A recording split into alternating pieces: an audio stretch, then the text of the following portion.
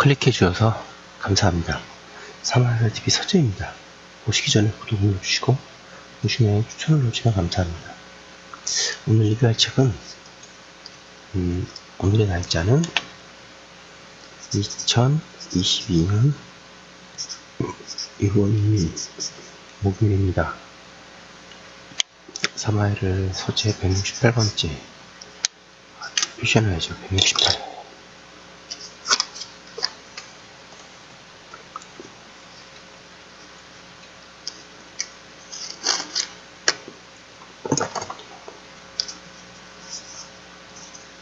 (168번째)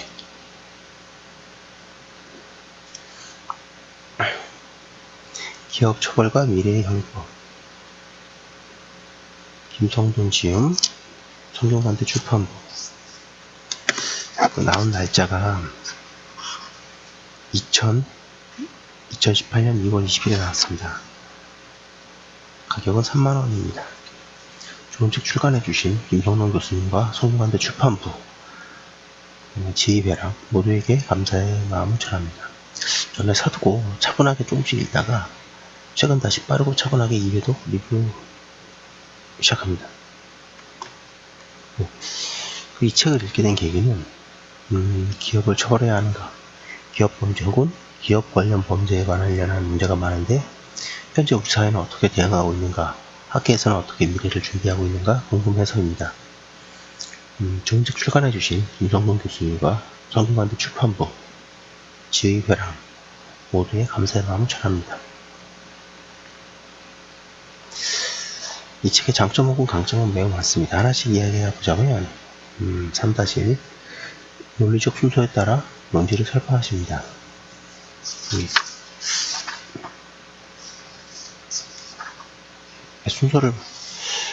순서를 보자면 제1장 한국에서 기업에 대한 형사 책임의 실제 현실과 규범. 현실 기업이 관련된 법익 침해 사례들에 대해서 직접적인 행위자 처벌을 넘어 해당 기업의 형벌로 대응해야 하는 이유를 밝힌다. 나아가 기업에 형벌을 부과하고 있는 현행 법률의 한계와 그 이유를 살펴본다. 그 다음에 제2장에서는 현행 법률, 형벌 규정에 의거한 기업 처벌이 현행 법률에 대한 방식이 충분치 못한 이유를 구체적으로 확인하기 위해서 지난 60년간 작동해온 규범 체계가 실제로 어떻게 작동하고 있는지 먼저 살펴본다. 양벌 규정이라는 이름의 법률의 해석과 적용의 면면을 살펴본다.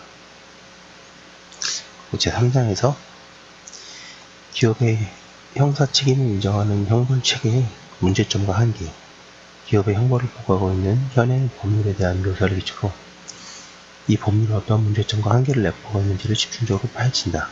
그리고 그 근본적인 원인이 형법이 형사 책임을 지우기 위해서 요구하는 필수 요건인 행위 능력과 책임 능력을 인정하지 않고 기업의 형벌을 부과하고 있기 때문임을 확인한다. 제4장 기업의 형법 주체성을 인정하기 위한 이론적 기초. 기업의 행위 능력과 책임 능력을 인정해서 기업의 형법 주체성을 근거 지을 수 있는 유일한 이론으로서 루만의 자기 생산적 체계 이론을 소개한다. 카를로스 루만 나옵니다. 그 다음에 제5장에서는 체계 이론적 관점에서 본 기업의 형법 주체성으로 루만의 체계 이론을 기초로 기업이 사회적으로 실제하는 실체로서 사회의 전 법률적 행위 능력뿐만 아니라 책임 능력까지 가진 것으로 인정되기 때문에 마침내 기업의 형법 주체성을 이론적으로 근거지을 수 있음을 확인한다. 제6장 기업에 대한 형사 책임을 인정하는 개선 입법 방향성. 기업의 형법 주체성을 전제로 기업의 형사 책임을 근거 지우는 플랫폼 형식의 근거 규정을 만들어서 입법자가 결단을 내려야 할 사항을 점검함으로써 개선 입법의 방향성을 제시한다고 설명하십니다. 다시 이게 책에서 말씀하시려고 한 내용을 제가 밑줄 친 거 위주로 중요 내용들을 파악해보자면 형법은 민법과 달리 행위 능력과 책임 능력을 모두 갖추고서 스스로 의식 있는 행위를 하고 자기 행위의 의미 내용을 이해하면서 자기 결정을 내릴 수 있는 존재가 아니라면 형벌을 부과할 수 없다고 본다. 그래서 오직 인간만을 형법 주체로 인정하고 있다. 때문에 비록 기업이 법에 의해 법인격을 부여받아 법인이 됐다고 하더라도 그래서 일부 영업에서 법 주체라고 할 수는 있지만 아직 형법 주체로는 인정되고 있지 않다. 즉, 기업, 법인은 범죄를 저지를 수 없고 형사 책임을 질 수도 없다.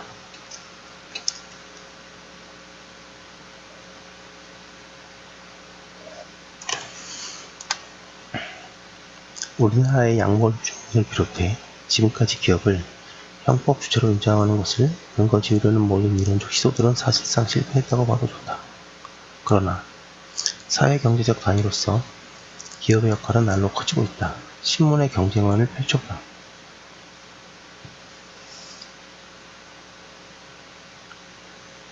삼성전자, 현대자동차, LG, 롯데, SK, KT 등등 경제 주체는 사람이 아니라 기업인지 오래다. 방송 매체의 광고를 보아도 마찬가지이다. 광고 속 모델들은 단지 기업들의 마음과 언어와 행위를 중개하는 매개자일 뿐이다. 텔레비전 뉴스의 앵커맨이나 그 아래를 흐르는 자막만 보아도 다를 바 없다. 이렇게 오늘날 기업은 체계를 갖추고 그곳에서 활동하는 사람들이 활용하는 컨트롤 타워다. 목표를 위해 일사불란하게 움직이는 일종의 기능유기체와 같다. 법률이 상법상의 기업을 일정한 인격적 주체로 이해하고 법인으로 인정한 것도 이 때문이다. 따라서 기업이 야기한 사회적 폐해나 법익 침해적 상황에 대해서 형법을 부과하는 데서 기업을 인간과 근본적으로 달리 취급해야 할 이유는 점점 더 찾기 어려워지고 있다. 이 책은 이른바 글로벌 행위자 또는 선행한 기업 시민 등으로 불리는 기업을 형법 주체로 인정하게 만드는 이론의 탐색을 1차적인 목표로 삼는다. 물론 전통적인 법체계 하에서 기업의 형벌이 아닌 다른 제재 수단을 사용하려는 보관을 가지고 그 영역별로 이를 위한 법률상의 요건을 만들어 대응해왔다. 민사적 손해배상, 과태료, 과징금, 영업정지, 영업취소 등 다양한 책임 형식들이 이러한 이에 해당한다. 이러한 체제 수단들은 각기 본질을 달리하므로 본질에 맞는 요건을 충족시킬 경우 단독적으로 부과되기도 하고 여러 개의 요건을 각기 충족시킬 경우에는 중첩적으로 부과되기도 한다. 최근에는 징벌적 손해배상이라는 보다 억제력 있는 제재 수단을 동원해야 한다는 목소리도 높다. 좀 제가 밑줄을 너무 많이 쳤네요. 그죠? 3. 행위하는 기업은 책임 능력을 가진다. 그러나 이 모든 제재들은 잘못에 대한 비난이 아니라 공분의 대가라는 차원의 제재가 아니다. 잘못에 대한 비난이라는 차원의 제재는 전통적으로 형벌이라는 제재의 속성으로 여겨져 왔다. 때문에 기업의 형벌을 부과할 수 있어야만 형벌이 가진 사회적 비난이나 공분의 대가를 기업에 안겨줄 수 있다는 생각이 포기되지 않고 있다. 형사 정책적 관점에서 기업에 의해 야기되는 법익 침해를 예방하려면 기업 자체를 형사 처벌해야 하고 정의 요청에 따르려면 행위자인 기업 종사자 외에도 이익의 최종 수혜자인 기업도 처벌해야 한다는 생각이 널리 퍼져 있다.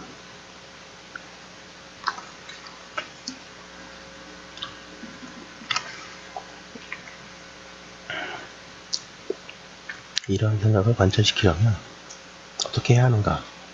가장 간단하게 인간을 겨냥해 형법이 만들어 놓은 모든 실제 요건을 포기하고 기업에 부과될 형벌을 위한 특단의 맞춤형 실제 요건을 만드는 방안이다.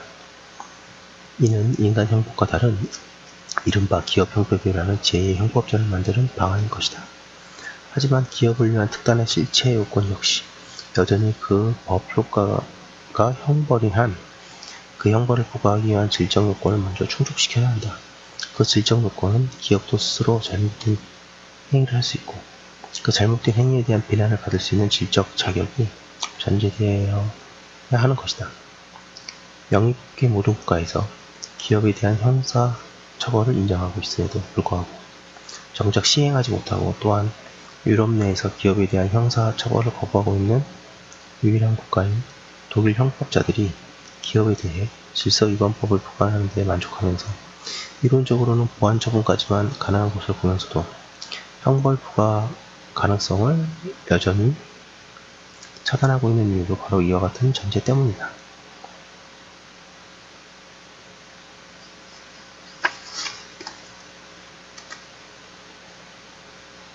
스스로 잘못을 범할 수 없고 자기 행위에 대한 성찰을 통해 책임질 수 있는 능력도 없는 기업에 형사 책임을 지는 것은 헌법상 책임 없이 형벌 없다는 책임주의 원칙에 위반한다고 보기 때문이다.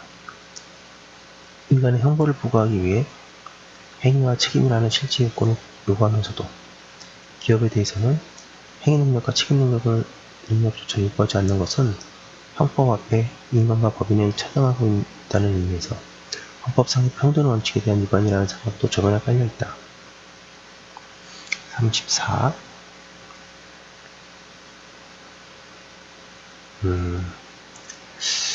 기업을 형법의 주체로 인정하기 위한 새로운 인식론적 차원. 그렇다면 헌법상의 장애물을 극복하고 기업을 새로운 형법 주체로 인정하려면 어떻게 해야 하는가? 피해갈 수 없는 장애물을 제거하지 않고 목표점에 도달하려면 어떻게 해야 하는가? 우선 기업 자체에 대한 인식과 행위 능력, 책임 능력과 같은 장애물 자체에 대한 인식을 바꿔야 한다. 이를 위해서는 무엇보다 새로운 인식론이 필요하다. 종래의 인식론은 기업이 인간과 본질적으로 다른 존재라는 전제 위에 서 있다. 행위 능력과 책임 능력은 오직 인간에게만 존재한다고 보기 때문이다. 기업엔 독립 능력이 없었다. 이는 기업과 인간의 현재 상태를 있는 그대로 관찰하는 존재론에 바탕을 둔 인식론을 기초한다. 반면에 새로운 인식론은 목적과 조직으로 이루어진 기능 복합체인 새로운 피와 살을 가진 인간이 본질적으로 다른 것임을 인정하는 존재론의 인식론에 입각하지 않는다. 새로운 인식론은 비교 척도인 인간과 비교 대상인 기업의 본질을 동일성을 확인하는 존재론적 방법이 아니라 인간은 물론 기업도 사회의 목적에 맞게 재구성되는 구성주의적 방법론에 따른다. 구성주의적 방법론은 법적으로 인하될 대상을 인간과 비교할 때 존재론적 차원의 본질 또는 동일성이 아니라 규범주의적 차원의 의미 동일성이나 기능 동일성에 초점을 맞춘다. 구성주의적 방법론 하에서는 기업과 인간이라는 주제뿐만 아니라 행위와 책임 등 전통적인 형법의 개념 범주가 관찰자와 무관한 객관적 실체가 아니라 사회적 현실이 재구성된 것으로 인식된다. 헌화하자면 지금까지 형법학 방법론이 심리학적인 의미에서 의식을 가진 인간만 행위할 수 있고 인간만 책임질 수 있다는 맥락에 서 있다면 구성주의적 방법론은 행위 개념뿐만 아니라 책임 개념과 그 목적과 기능에 따라 재구성될 수 있다는 출발점 위에 서 있는 것이다. 이와 같은 구성주의적 방법론에 따르면 기업은 스스로 책임 있는 행위를 할 수 있는 존재이자 자신의 행위에 대해 책임을 질 수 있는 존재로 파악될 수 있다. 즉 기업도 인간의 행위 및 책임과 동일한 기능, 맥락의 행위와 책임을 수행하고 감당하는 새로운 형법 주체로 구성될 수 있는 것이다.